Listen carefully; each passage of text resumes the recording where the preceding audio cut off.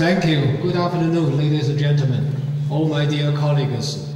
It's a very honor for our Peking University community. We have the invited Professor Homi Bhabha and Professor Weiming, both came from Harvard University and Peking University, where we have the dialogue in this afternoon.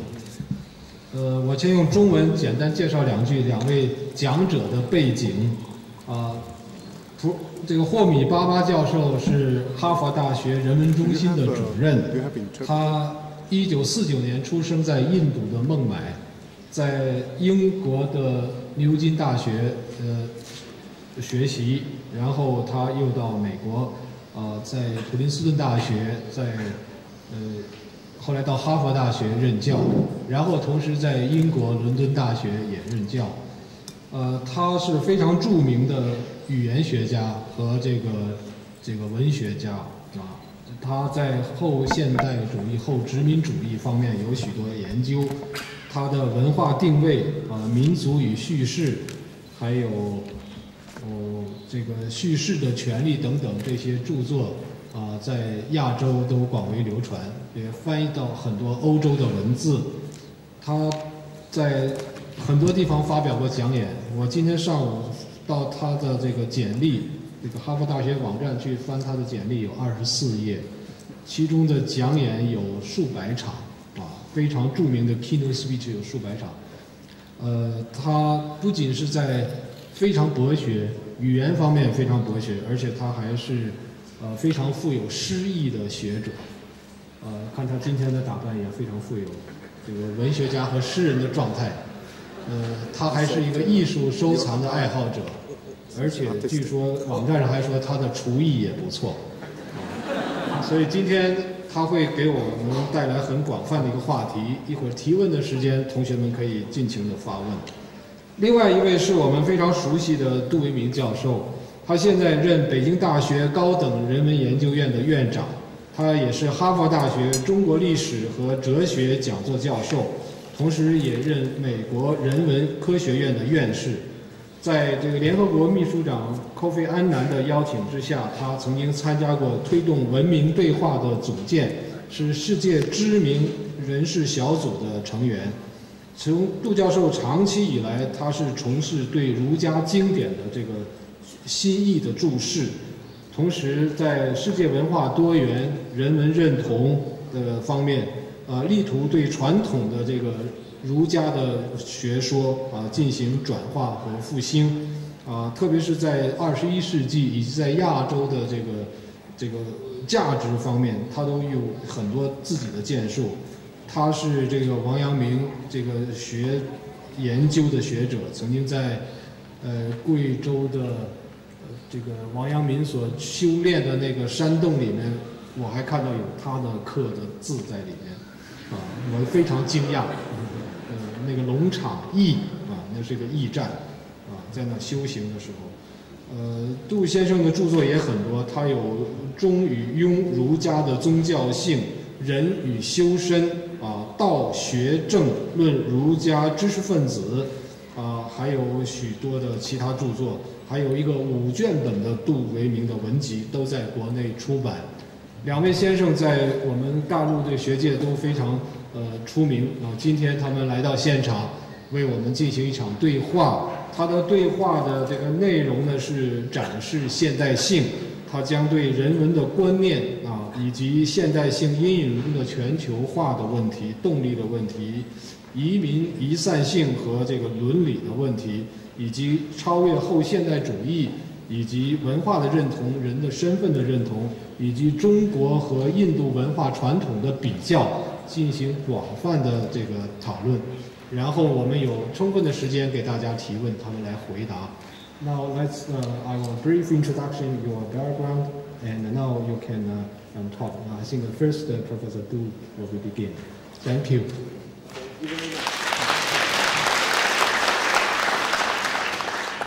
I'm really very pleased to have this rare opportunity to share a series of concerns of postmodernism, intellectual developments of understanding modernity, and a number of other issues. Homi is one of my close friends. We've been discussing these issues for some time. And I would like to begin with one statement made by, many of us know, Edward Said.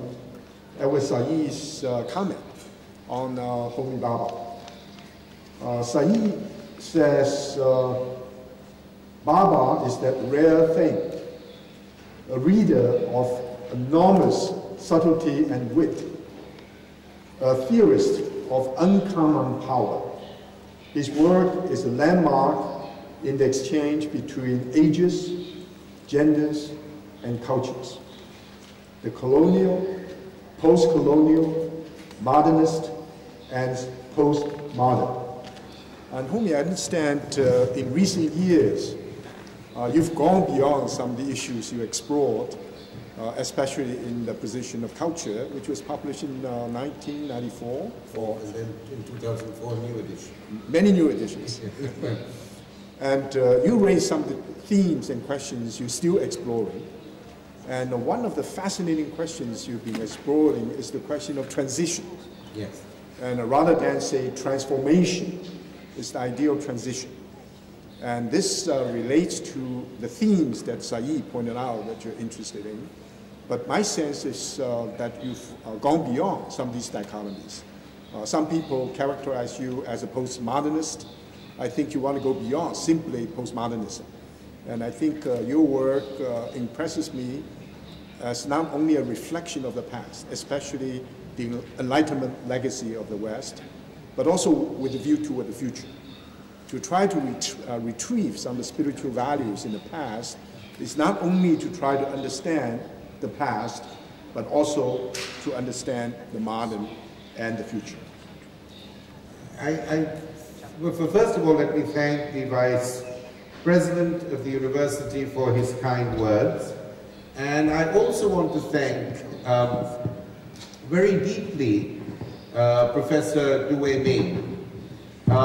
You know, amongst friends, we can make many public signs of affection, but what is so important is to recognize and to be able to say, in the presence of a friend, something that you appreciate about him, even if you didn't know him. And one of the things I have greatly admired about Professor Weiming, which makes it such an honor for me today to be in conversation with him, is that despite his great eminence and knowledge and scholarship, he has a remarkable modesty and openness before the world. This does not happen very often. To be open before the world is to actually take the world into your life, to take the world and to find a position by displacing yourself, by not seeing yourself as the center of the world, by displacing yourself, putting yourself in another position, and looking back on who you are and what you know. And women, I say this with the greatest of sincerity, that this is not something that happens. People, as they grow on in their lives and careers, want to conserve what they've done. In your case, you have not conserved it, you have revised it, you have handed it on to others to transform, and you have allowed others to find their voice in your words. So I want to thank you very deeply and sincerely for being, in that sense, for me, a mentor and an example. Thank you very much. I very much appreciate your comment, but I think one of the fascinating things for the audience as a whole is your own autobiographic reflection. You know, we all know your eminence in terms of all forms of scholarship, and Homi, as you know, is one of the most flexible, open, and pluralistic thinkers in the world today. After Derrida and Said passed away, is now characterized as a great successor of these traditions. But also, he, I think he's indebted to Fanon and to the analytical tradition, but to psychoanalytical tradition, not to mention his deep involvement in colonialism and post-colonialism. I think it would be very nice if you can share with us, say more than just 5 or 10 minutes, all right. your autobiographic.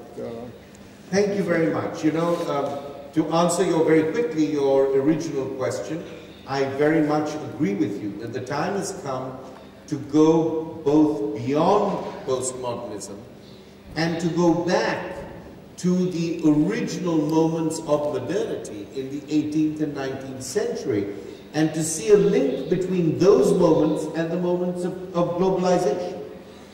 I've lectured about this a couple of days ago when I said that the moment before colonialism, or the moment of colonialism, there were no nations in the world. There were very few nations.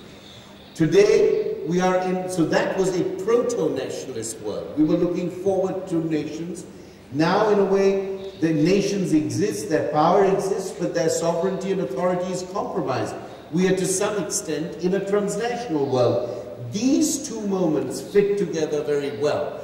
We learn from the past. We learn from the past because we reshape the past. And I think modernity is extremely important from that perspective, because while the world was being modernized in the West, while theories of liberalism and nationalism and citizenship and freedom were being constructed in the West, those were the very same years in which, in many parts of the world, people were losing their freedom. People were being subjected to empire. People were losing their sense of modernity. So I think what we need to do is to revise that, not simply as going beyond modernity, but questioning the very basis of modernity and seeing where we are now and how we are to take forward the project of freedom, the project of equality, the project of universality. But to go back to what you asked me, when we discussed this dialogue, I was asked by Weiming, would I say something about my life and my work? And I actually wrote a few pages, 5 or 6 pages, which I would like to share with you. And if they become too long, please ask me a question and I will stop. Now, as many of you know, India got its freedom in 1947 at midnight, and Prime Minister Nehru gave a very famous speech about receiving your freedom at midnight on August the 15th, and that's why Salman Rushdie called his book, as you know, Midnight's Children. So that's where I start. I say, I was not one of Midnight's children. I was born some years after Indian independence. My belated birth, a few years after the midnight hour that marked India's tryst with freedom in 1947, absented me from that moment. I was not there to witness the emergence of India and Pakistan, born together from a cleft womb, still today as restless in relation to each other as they were then. But growing up in Bombay, as a member of the Parsi community, a small Zoroastrian minority, neither Hindu nor Muslim, was to inhabit a kind of middle-class Indo-English world. My everyday life provided quite a different inheritance. It was lived in that rich cultural mix of languages and lifestyles that most cosmopolitan Indian cities celebrate in their everyday vernacular existence. And it is by appreciating the very mixed and plural and diverse nature of Bombay as I grew up that I decided later on to work on a concept which I have called vernacular cosmopolitanism. A cosmopolitanism, a love to be, a desire to be a citizen of the world, but at the same time a desire to understand that the world is made up of partial, specific localities. There isn't some kind of same-colored brush that paints the landscape of the world. The landscape of the world is diverse, it is local, and yet at the same time it has a scenery which is much more connected. Now, it was liberating, if somewhat unnerving, that being neither a Hindu nor a Muslim, but part of a small, very small Parsi minority. Today there are less than 100,000 Parsis in the world, and they're shrinking. Even when I was young, I realized that my inheritance would never be a great total culture. I always realized that the way I would relate to the world would be through taking partial elements and traditions from various cultures, because that was my position in the world at that time. Now, today, my example is a Parsi minority making a mosaic of cultures, or embroidering a tapestry with many different strings, none of them having a total vision, all of them partial, but all of them very effective, is very much part of the contemporary world picture. And Salman Rushdie recently described contemporary world literature as recording, and I quote him, the culture and political history of the phenomenon of migration, displacement, life in minority groups, a great literature made out of the phenomenon of cultural transplantation and indeed of cultural translation. Our great desire now, our great project, is to be able to translate the cultures of others into our own language. And when we translate the cultures of others, we know that as important as it is to translate other people's cultures, which means to let another culture speak in and through your own language, to make another culture part of your own life world, we also know that there are certain things that cannot be translated. Human civilization, human civility depends on how we deal with the things that cannot be translated. Those things that cannot be translated, if we treat them with aggressivity, if we treat them with anxiety, then we create tension between cultures. If those things that cannot be translated, we slowly learn to live with them, and over time, to get what they mean, then we grow together in much greater harmony. Much of the world today depends on having faith in human beings and having faith for the things we feel that we cannot immediately understand. The things that we immediately understand, there's no problem. But our moral and ethical strength lies in having faith in human beings, that the things we don't immediately understand, over time, with generosity and with love and with curiosity, we will learn to interpret them. I want to then just end my opening comments by talking a little bit about India as I grew up in the country and India today. When I grew up in India, we were always referred to as a third world country. We were always referred to as a developing society. Much of this was true.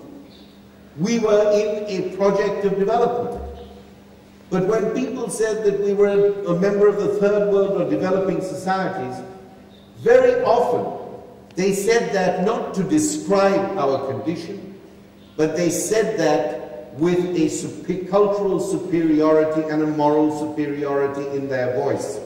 They said it to show that somehow we had not reached the history of the present, that we would have to wait in the antechambers of authority until we emerged. Today, of course, India is in a different condition, but most importantly, the perception of India has greatly changed.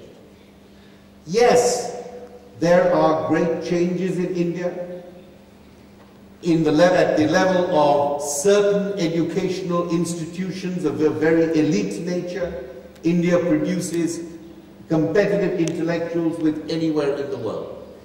Yes, at the level of technology or the level of certain kinds of financial markets, India can compete with anybody in the world.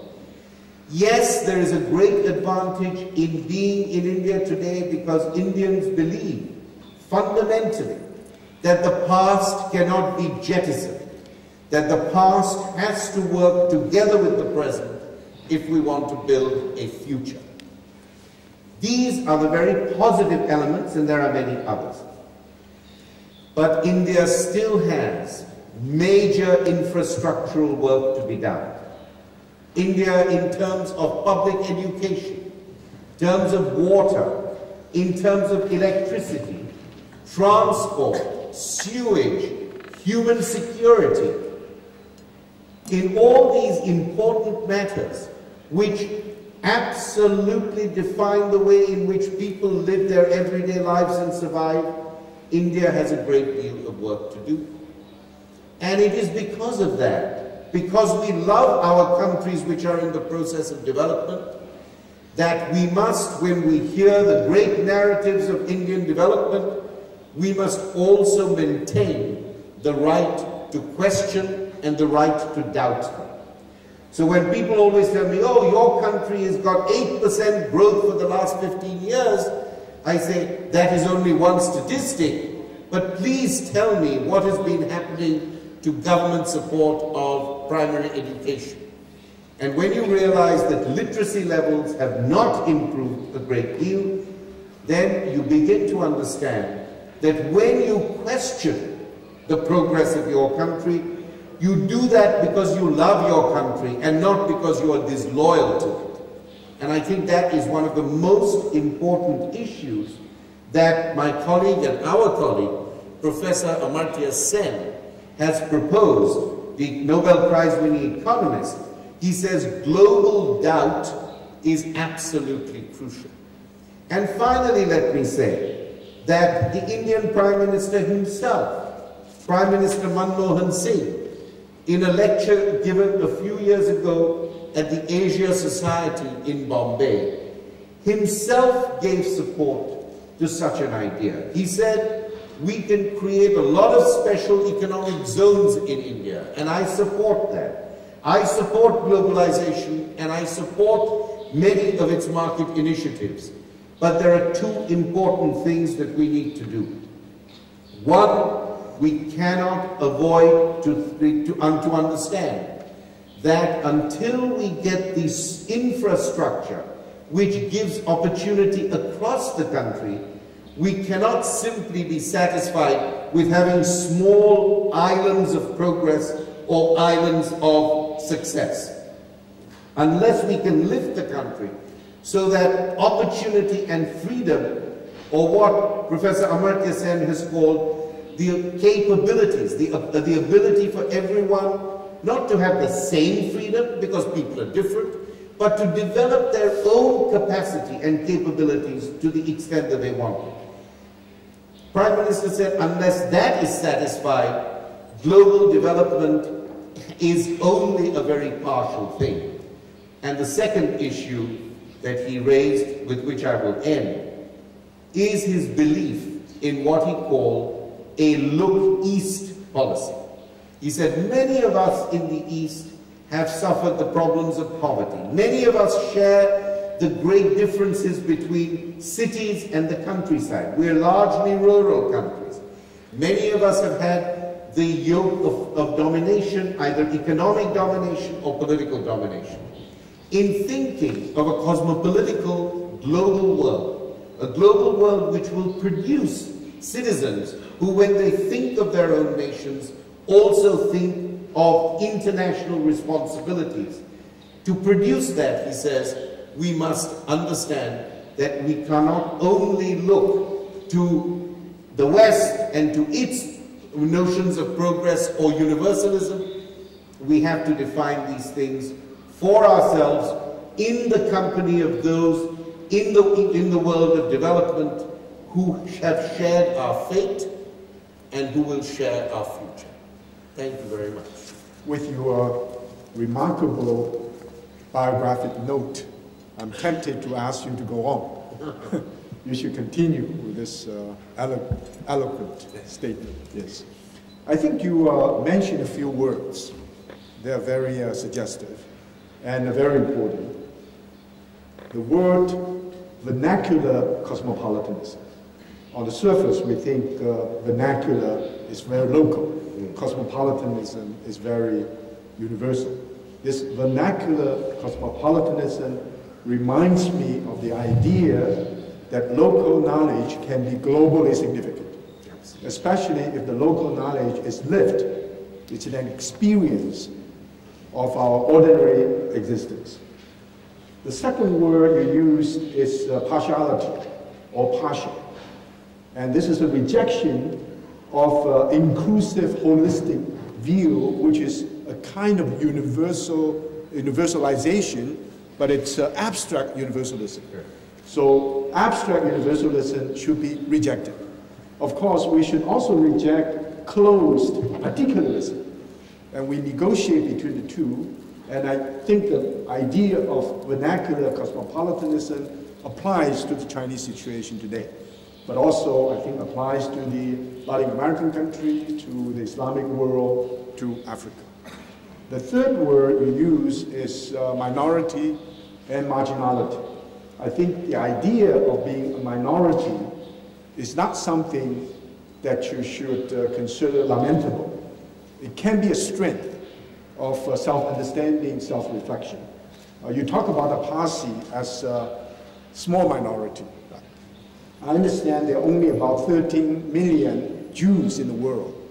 You know, the population of Taiwan is about twice as all the Jewish people put together. And Taiwan, of course, is a small province in China.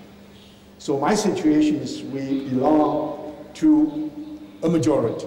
Sometimes we fail to understand the strength and the creativity of minority.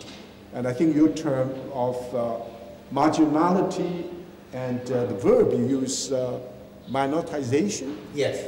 And that is a fascinating idea for most of us to understand, because importantly, we need to understand not only ourselves, but all the other 56 minorities or nationalities. A great anthropologist at Peking University, Fei Xiaotong, talked about one unity, but plurality of ethnic groups. And the important thing for the majority to understand the minority, that's something that we need to cultivate, need to study. You also mentioned the question of translation. Translation not in terms of translating English into Chinese, but as an intellectual endeavor or spiritual exercise, at the same time almost like a process of living. Because we go through this translation, of course, a lot is lost in translation, but at the same time, all new possibilities are opened up. And the translation becomes a creative act, in your view, rather than translation as rendering of something which is not original. And at the same time, I think, you didn't use the word, I think the question of anxiety is very important. The whole question about doubt, global doubt, is related to this sense of anxiety. Anxiety in terms of personal sense, but communal sense, but also even global sense. I think the world today is such that even the viability or the survivability of the human species is at stake. So anxiety is a commonly experienced reality. But I think related to this anxiety is also the question of aspiration. Aspiration with a view toward the future. So I like very much your notion about retrieving the tradition. And my own work for years has been trying to do that. But often it's been characterized and misunderstood as a kind of archaicism, as something simply going back to the past in order to find a refuge for your present fit. Precisely because you feel very nervous about your present, you try to retreat into your past and try to understand the past as a displacement or as a substitute for your present situation. But in your rather remarkable idea of retrieving, the past is not simply a burden that you have to overcome. Of course, it is in some sense. But the past is also a way of helping us to understand our present with a view to the future. So this sense of temporality, I think one remarkable thing, I appreciate your work, is this emphasis on time and temporality rather than simply space. So it's a dynamic process rather than a static structure. And that is really fascinating. And also, this, the last point you made about India, and I think I would like to share some ideas about China. Our mutual friend, Ashish Nandi, we fortunately ran into him this morning at Tsinghua. And Ashish Nandi told us a story. He may have told you again and again. And he never felt comfortable when he visited Cambridge, Massachusetts, or for that matter, Cambridge, England. Because when he talked to some of his friends, let's assume like Sam Huntington, when he talked to his friends, they're friends, very open, very nice. But you know deep in their heart, or in their consciousness, maybe even in their unconsciousness, this is a sense that our present is your future, and your present is our past. Now, if you have this situation, you're communicating, dialoguing with someone, if Homi believes that the present of China is in the past of the United States, assuming that he represents the United States. After all, he's the director of the Harvard Center for Humanities. Let's say your present is our past, almost distant past, and our present is your future. So this notion that it's not only asymmetrical, it is the notion that you try to catch up to what we've done, and we've done everything that you try to achieve. So that's something we want to reject. Absolutely. We want to reject in order to open up new possibilities. So one thing I think I would like to offer my appreciation of what actually happened in the last 50 years or 100 years, especially in the American Academy. We all share the notion that we need to reflect upon the Enlightenment from the 17th century to the 18th century, 19th century. We need to sympathetically understand, of course, but we need to critically reflect upon it. And some of the most encouraging and thought-provoking reflections on the Enlightenment, in fact, have been done by academicians in the United States and in Europe. Feminism is a very good example, which is a very powerful force at Harvard, especially in the divinity school. But also environmentalism, the appreciation of the earth, care for the earth as a home. Communitarianism, like our mutual friend Michael Sandel, but he doesn't want to be characterized as the communitarian, but communitarianism, religious pluralism, and cultural diversity. These are great reflections on not just the modern West, but the Enlightenment. So I think that opens a possibility. You know, postmodernism could be considered as part of it. And yet we want to do something more. If we just remain at that level, it's not good enough. That's why more than 20 years ago, I advocated here as well the importance for China to take India as a reference. I'm not saying that China will have to imitate or try to emulate India.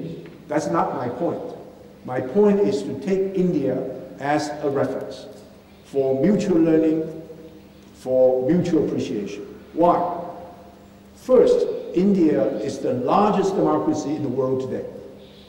Just one example of the positive aspect of democracy. Of course, democracy has many, many negative features.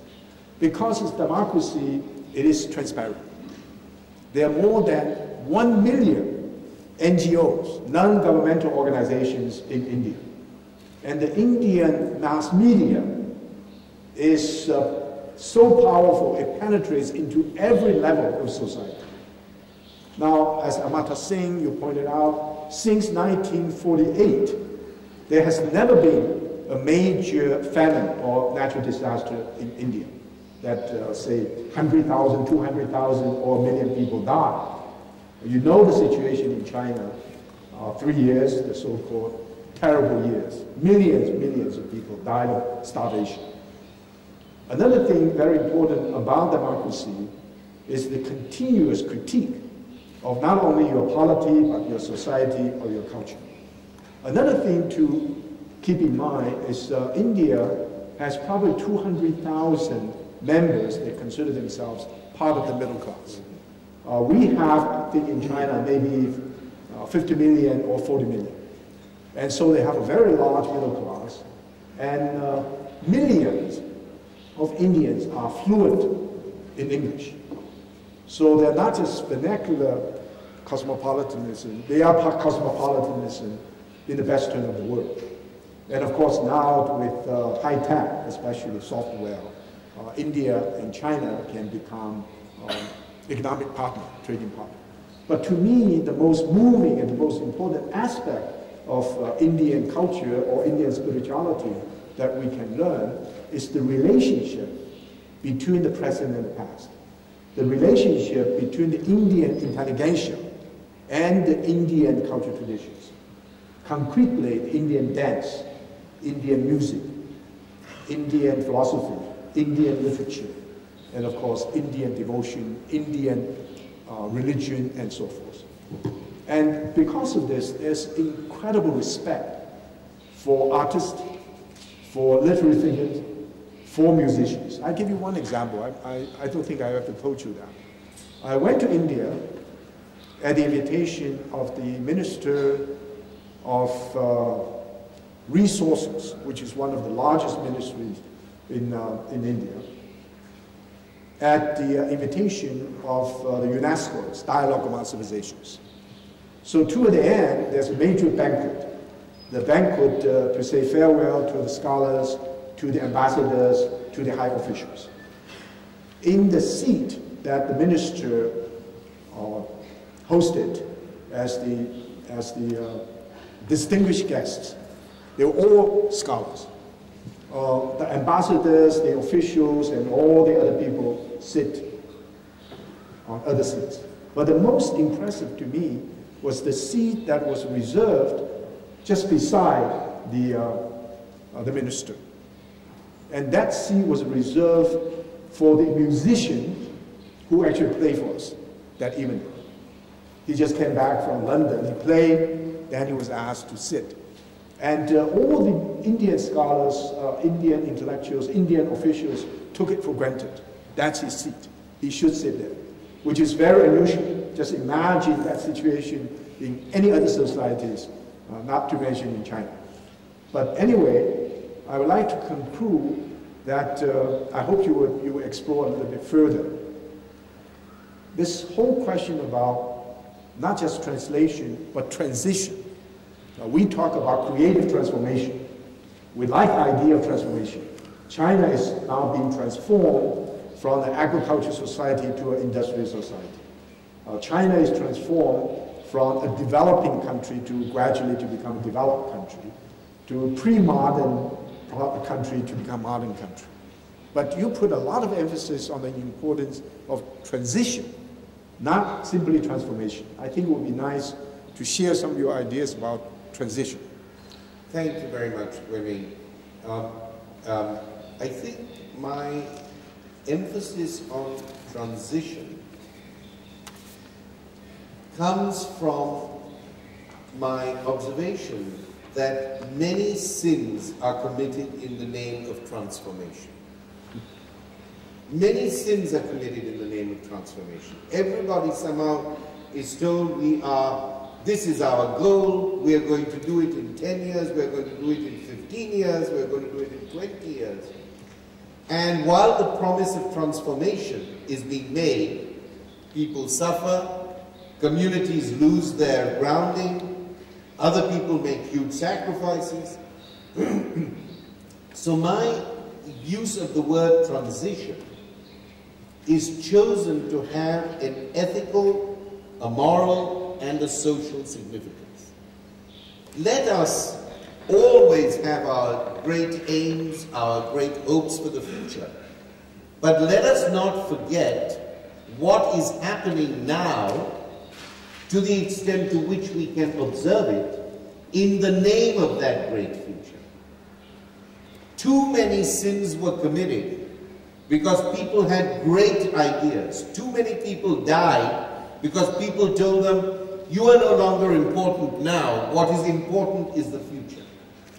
Too many times in the life of the world, whether it's the East or the West, the North and the South, and nobody's hands are clean. I don't believe anybody's hands are clean. But for too many times, these ideas were put about, and the people who sacrificed, the people who died in the process of transition are forgotten. That's why I think that I connect the notion of transition as a particular notion of time or history in which we can examine with some moral responsibility what we are doing in the world as we try and shape it towards a greater end. Now there is a longer philosophical argument about the notion of time, which I don't want to go into here, but I emphasize the sense of transition because it gives us the responsibility to say, you know, something may happen in world markets, in resources, in security, something may happen that we cannot control. But while our societies are in transformation, if we see our implication, our everyday implication in the process of transition, then we can actually take responsibility for the present, for the lives we lead, and the demand we make on others to participate in the blueprints for the future that we sketch out. This is one of the reasons why I think an attention to the moment of transition rather than transformation is extremely important. Let me try to understand you a little bit further. I think your argument against transformation may be predicated on this notion of the means and end. Yes. You have an end, which is the aspiration for the future, sometimes determined by the leaders. This is our vision of the future. We have to do things in order to reach that. And there's no consideration of the unintended negative consequences. Absolutely. In the social planning or in social engineering. So this means and end process may turn out to be disastrous, especially for the common people in general. Yes, let me give you one example. Sure. And this is something that I have tried to debate with people in the government and also people much more knowledgeable than I am. Now, we know that in certain sectors of the Indian economy, and in particularly in the financial sector, there has been what they see as transformative progress. But what has happened to the rural sector? One version is we first needed to do work at the industrial level, the financial level, and the economic level, and then we would return to the agricultural level. It seemed to me that that was a very short-sighted policy. I still believe it's short-sighted. We have had in India, and this is not new news, it's in every paper and every journal you read, farmer suicides. We have had a large number of farmers who have committed suicide. And it's the, you know, the Indian press is absolutely open and it has taken a campaign on this. So this is not, I mean, I'm not giving anything new and I'm not in a position of virtue. It's the Indian press that has done it and the Indian intellectuals that we have had farmer suicides. Farmers have felt that the agricultural sector has been largely neglected and they've killed themselves. So mistakes can always be made. And mistakes can be made with great ideas and great aspirations. But if we take the smaller measure, then we can understand what is going to happen. We will be more careful with other people's lives and other people's communities, and we would also, in that context, take a greater ethical responsibility. And this is just one very concrete example of what has happened. I can also share an example, and it may not be very adequate, because my knowledge about it is very limited. China is now considered a major economic power. And there's no question about the fact that we not only surpass Germany in terms of trade and exporting capacity, we're going to pass Japan. And before long, we'll be comparable to the economic power of the United States. If we look at the historical process, even on the eve of the Opium War in 1839, the Chinese economy, globally speaking, was estimated as comparable to the American economy today, 27 or 24 to 27%. The Chinese and British two-way trade was totally in Chinese favor. England wanted Chinese tea, Chinese silk, Chinese china, and Chinese handicraft, and Chinese even some agriculture produce. China didn't want anything from England. And that may have been the reason, that's not the supposed story, they may have been the reason that opium was used. However, China collapsed with this confrontation with England. And the reason for that collapse was because China was arrogant and ignorant. China didn't know what happened in the 19th century, the major institutional changes of the West. China didn't know industrialization, scientific, technological innovations, and all these great developments in the West. And not only China didn't know, the Chinese Manchu Empire was very arrogant. When Macaulay showed up as a representative of England, they immediately assumed this group would come to pay tribute to the Middle Kingdom and ask Macaulay to kneel down and to pay tribute to the emperor. You are familiar with that story, so that's a big problem. And my worry is that with incredible growth of Chinese economy as a whole, the per capita income, which is related to your actual experience, is very low. The Chinese per capita income is probably below 140 in the United Nations group of maybe altogether 195, 96.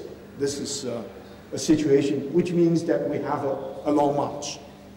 And therefore, it's related to your notion.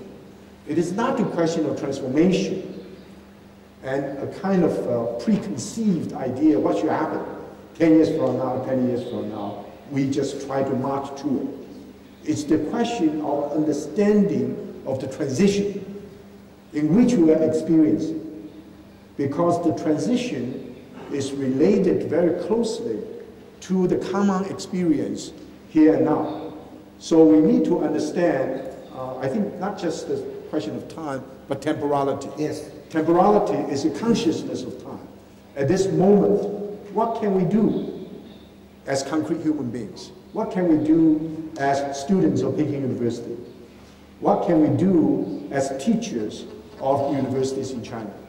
What can we do as an official? What can we do as an entrepreneur or as a member of the mass media in this transition? Because transition means unpredictability, means ambiguity, even sometimes fruitful ambiguity. Yes. But ambiguity. Now, in this situation, we need to be particularly attentive and mindful of our existential situation. So I think in this sense, we are moving beyond postmodernism, because postmodernism is a critique of what actually happened, especially what happened in the modern West. There's a very strong reaction against not just imperialism, but colonialism and this hegemonic control. Of course, we should still do that. But we should also be aware the Enlightenment legacy, I think we share this idea. Yes. The Enlightenment legacy is one of the most precious in human history. Enlightenment meaning we are opened through rational thinking, through science and technology. We have much better appreciation of the world. But at the same time, we need to look into the future. If we look into the future, we realize it's not enough to have this arrogant idea of rationality. It's not enough simply to rely upon our technology. Many people say all the problems, including environmental degradation, eventually can be solved by science. But I think we need to also raise questions about ethics, about human self-understanding. In fact, recently I learned from Barry Bloom, who is the dean of the Harvard School of Public Health. He showed me a short statement, I'm paraphrasing it. Many things that cannot be measured by the growth of an economy. What? Happiness, friendship, concern for one's children, respect for one's elders, to have a sense of communality, to have sense of common direction or common orientation. All these things are not quantified. All these things cannot be measured. And all these things are absolutely critical for human existence or human development in dignity, and the whole idea of human, not only human flourishing, but human survival depends upon these goods, these public goods, that are not quantified. Can I take some of these issues on? And I hope you see that we are like a jazz group, improvising. Weiming says something, and I take the echo from what he says, and I play my little tune, and then he plays his tune. I hope you're enjoying this jazz concert. Now, a duet. But let me take the issues that you spoke about, that we respect the tradition of the Enlightenment, and yet from our own perspective, just as Manmohan Singh takes the look east policy in the midst of the globalization process and said we don't only look west, we look east and we find our own community and solidarity. Let me just talk a little bit about the implications of what we have been saying. And you have very generously placed my own arguments and discussions that we've had over the last 2 days to this audience. I would just like to add something to it. So first of all, I think that the work that you have dedicated yourself to, the concept of dialogue, is one of the most important issues of the day. And dialogue is absolutely central to the idea of democracy. In fact, there are many who feel that if democracy only depends on voting, on everybody having a free vote, that's a very important thing, but it's not enough. Democracy and voting depend on the possibility of the free exchange of ideas amongst individuals, families, groups, political parties. And dialogue is very important because dialogues can exist amongst very asymmetrical members. And a society must create institutions where people who have power and people who don't have power, people who have authority and people who don't have authority, can actually come together to dialogue. This cannot simply be the responsibility of individuals. It has to be the responsibility of institutions. And I am participating now in the World Economic Forum. I'm the vice chair of the Committee on Global Values, and this is one of the issues that I think is absolutely front and center. Now, universities are such institutions. We are lucky to have in universities admissions policies which allow people to come in on merit, in the most part. Of course, in America, if you are a 9-foot-tall sportsman, you can get into most universities. If you're a 9-foot-tall baseball star, no university will say no thank you, you know. They will say yes please come here, because there's a very strong sports culture. But what I want to suggest is, the more university syllabus becomes interdisciplinary, many disciplines contributing to particular kinds of knowledge, more departments and divisions of universities come together. Then a university becomes a crossroads, where people, a bridge, where people go from back and forth, in and out. And interdisciplinary study, which is very important, of course, in the biological sciences, but also very important in the humanities, is a great encourager of international, national, and individual dialogues and conversations. So I think this is a very optimistic time for universities worldwide to be the models of what societies can be, because as studies become more interdisciplinary, the nature of dialogue becomes more and more important. Now my next point is to make a point about the humanities. You know, people say in the humanities you don't have many statistics. It is not a quantitative science. How are we to judge the humanities? One person has an interpretation which says something, another person can interpret the same text in a different way. One of the things that I have said often and often is the humanities don't build models, but the humanities build communities. We create communities of opinion, we create communities of interpretation, and therefore the humanities encourages dialogue both within the humanities and outside of the humanities. To give you an example, all the work being done on stem cell research, now the scientists demand a philosophical and ethical reflection on their scientific progress. If scientific progress does not have ethical and moral dialogue, it can turn into a monster which can eat the very people who create it. And therefore I think that it is extremely important to resist the notion of the quantitative humanities and to begin to think about the humanities as the construction of communities.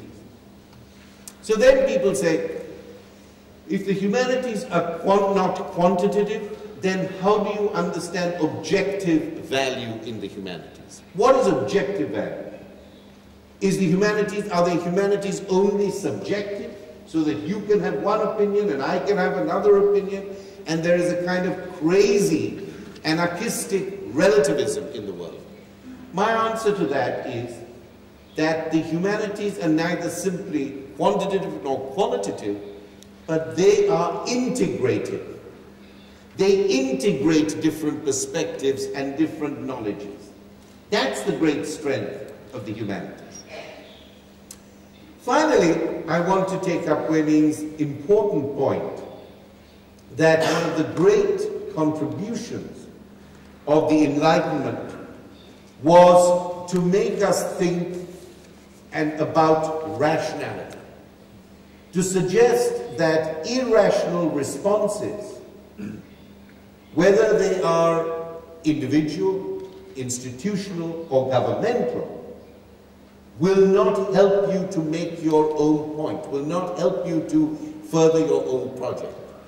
That a rational understanding enables you to see more clearly what the conditions are within which you act and within which you speak. However, I think this is absolutely crucial, but what countries that have suffered domination, poverty, inequality, countries that have been seen for many hundreds of years sometimes to be on the periphery of the world stage, these countries have an addition to make to rational thought. And the addition to rational thought is not irrationality. But what we have, the contribution we have to make, is to say rationality is extremely important. But what is equally important when we think of social change and social transformation is for institutions to understand the emotional cost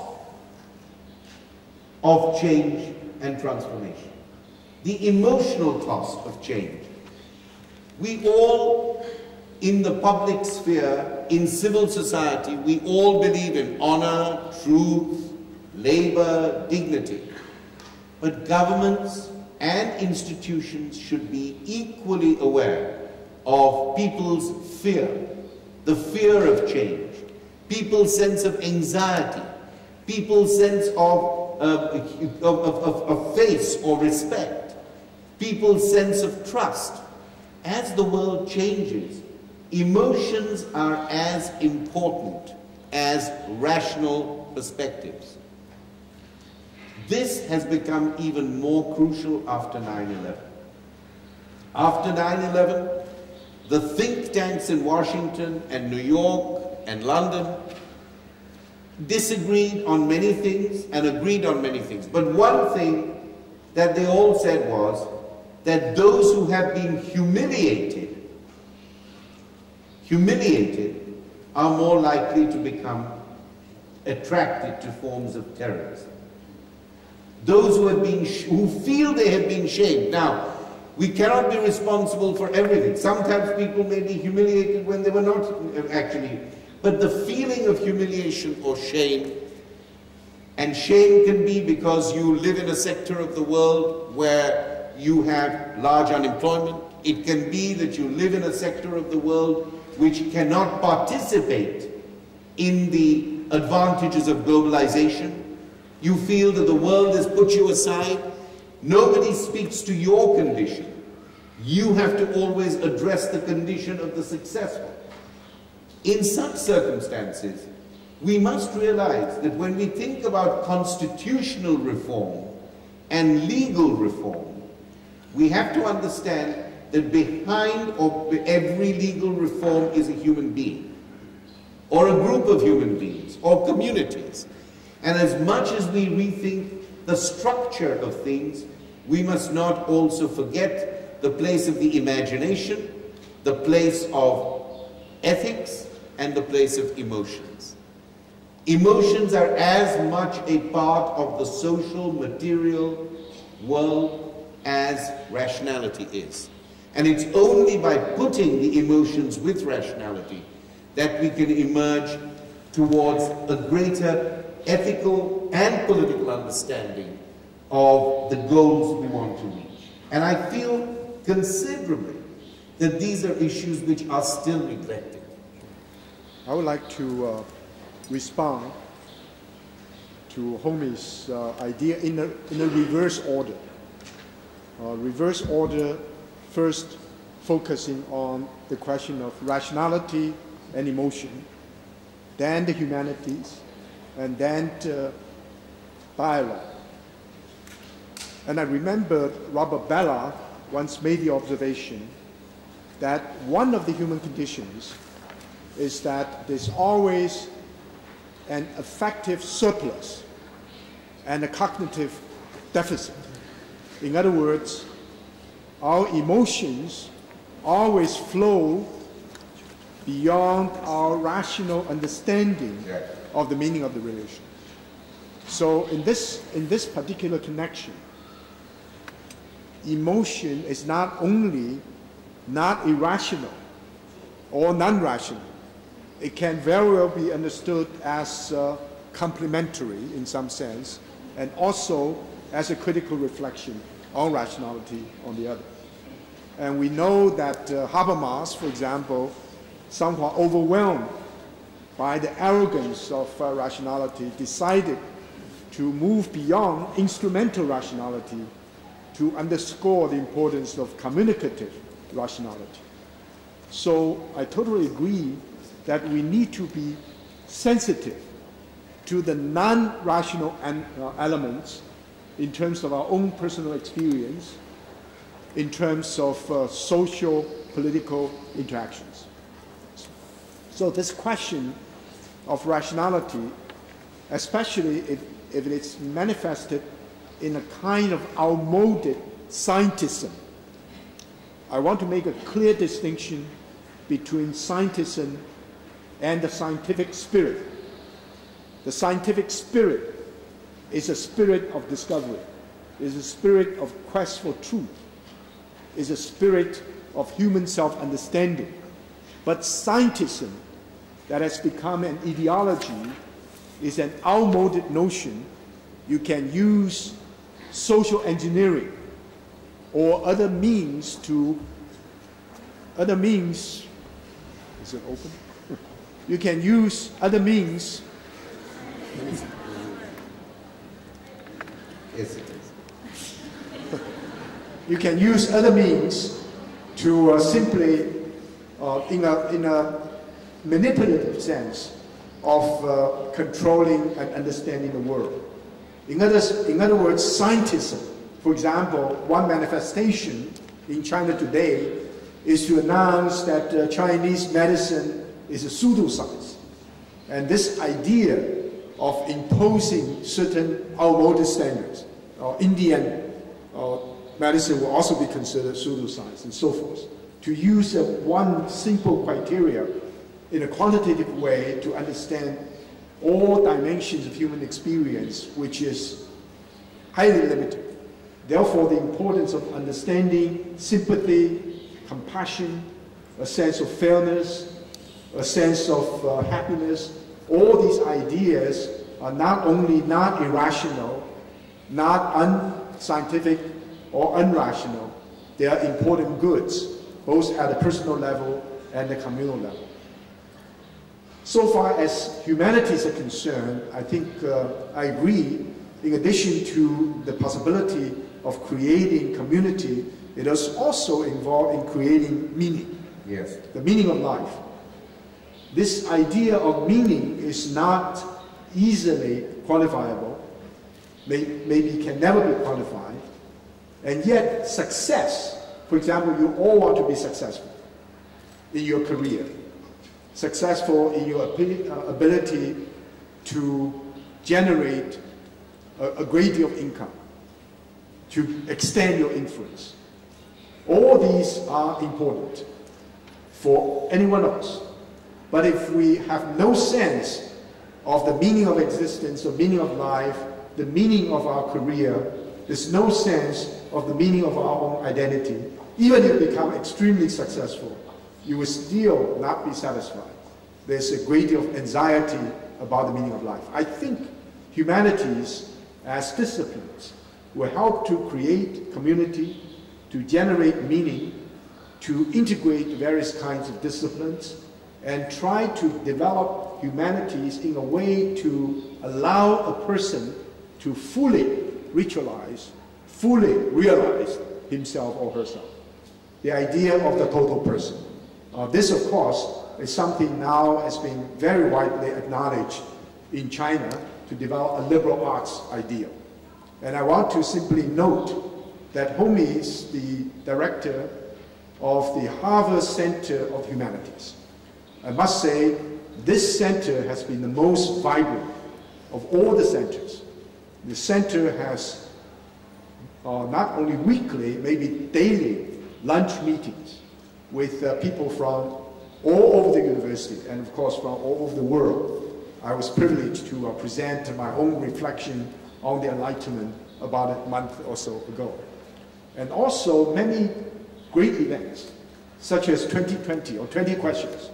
In other words, an attempt to address a particular issue by raising concrete and challenging questions. And people are all involved in that mode of questioning. The most recent event that I took part was Michael Sandel spoke on justice. He gave a short exposition of his position. Then 5 commentators from many different disciplines, from law, from political science, from literature, from philosophy, reflected on his position. He responded to these positions briefly, then opened up for discussion. And many people raised challenging questions. So one anxiety I have in joining Peking University is that I hope the conversation will continue. I hope many forms of dialogue will occur. Peking University is not simply a university that is noted for its excellence in specialized knowledge. All our faculty members are specialists in literature, in philosophy, in chemistry, in physics, in engineering, in mass media, and so forth. But we hope we're all involved, as members of the university, we're all involved in what one philosopher characterized as edifying conversation. In other words, the conversation is edifying not only to ourselves, but to our colleagues and to people who are not even remotely connected to our own specialization. Coffee shops, tea shops, conversation, if these occurs continuously, the dynamism and the vibrancy of the university community will be greatly enhanced. The third point is about dialogue. And I think I would consider dialogue as a way of life. It is not a technique. It is not simply a process trying to convert. For example, a dialogue between a Christian and a Muslim. If the Christian side of the dialogical partner wants to convert the Muslims, and the Muslims want to convert the Christians, they will be shouting, they will be fighting, they eventually will be confrontation. Dialogue is not to convert. Therefore, the basic principle of dialogue is do not do to others what you would not want others to do to you. Because what I think the best, what I think most important for me may not be shared by my dialogical partner. If I believe that I received the good news, and I have to share the good news with you, and I don't care whether you like to be asked to share or not only that, you may say, I don't want to share it. Then my sense of responsibility becomes greatly enhanced. I have to help you to realize what is good for you. You know, that kind of dialogical relationship is actually a false relationship. There's no dialogue. So dialogue is not to convert. It is not simply to make a statement, a monologue, rather than an exchange.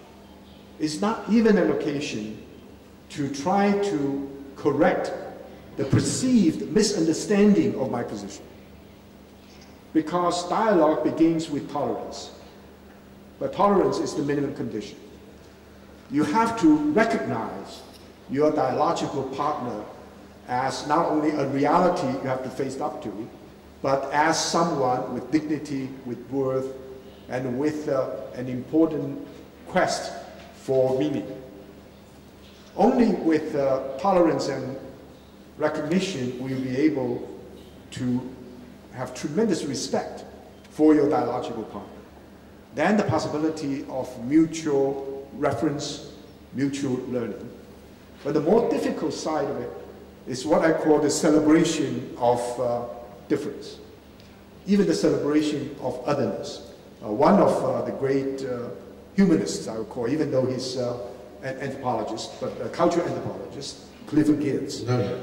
He's made the remark, the liberating experience of confronting something which is radically different. The liberating experience of confronting radical otherness. So what is the real purpose of dialogue? First, I think the importance of cultivating our art of listening. If we want to engage in a dialogue, we have to cultivate the art of listening. Then, of course, it can help us to broaden our horizon. And eventually, it can also help us to enhance our self-reflexivity. So I think I appreciate very much the 3 points you made about rationality, about the humanities, about dialogue. Thank you for that wonderful dialogue. And I know now how the concept of translation that we were talking about is at the very root of the question of dialogue. You must be open to the interpretation of another, to the language of another, and you must try and somehow make that your own without imposing on it your norms. You must allow it to have its own presence side by side with yourself. And I think that the whole act of dialogue has a temporal aspect to it, back and forth in time, and a spatial aspect to it, side by side. And I've been very honored to be side by side with you. Same here. And thank you very much. I think we're going to hand over to our moderator. Yeah. And I think the time is right for our moderator to come to open up for discussion. But may I make one final point? Yeah. And I think the dialogical mode is probably even more important than the dialectic mode. Yeah. The simple reason is that we all talk about dialectic relationship, because in the dialectic relationship, there's some kind of violence, some kind of tension. The thesis, the antithesis, the synthesis. So when you get to the thesis and antithesis are being transformed, are being overcome, so you reach a higher level. A dialogue, in this sense, is a communication between the two, and the two will become more enlightened because of this communication. It's not because I overcome Homi and Homi also overcome me, then we reach certain kind of high level. I think that kind of a horizontal interchange is absolutely critical for the dialogical mode. Yep. Thank you very much. Thank you. Thank you.